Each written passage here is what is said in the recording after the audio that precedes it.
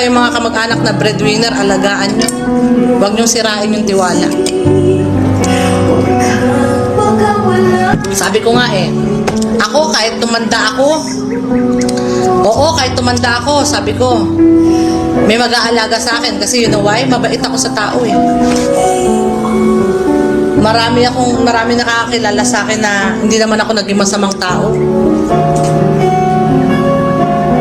Ikaw, yung ugali mo, nang ginawa mo ngayon, ewan ko lang pag tumanda ka. Diba? Pangit yun mga chaps. Kailangan gumawa ka ng mabuti sa kapwa. Para pagka tumanda ka, gagalangin at re-respetuhin ka pa rin ng mga iba mong kamag-anak o mga nakakakilala sa iyo. Hindi katulad nung masama ugali mo. Pagtanda mo, walang tutulong sa iyo. Kasi masama naman ugali mo, masama ugali niyan. Buti nga sa kanya kasi masama ugali niyan Gusto mo ba gaganunin ka pagtanda mo? Siyempre ayaw ko ng ganun.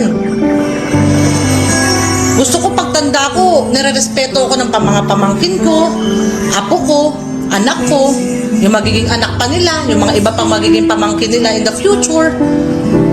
Gusto ko yung sasabihan ako ng pagtanda mo, punta kay Lola Jinky, kay Lola, alam mo ba si Lola Jinky mo, ganito yan dati.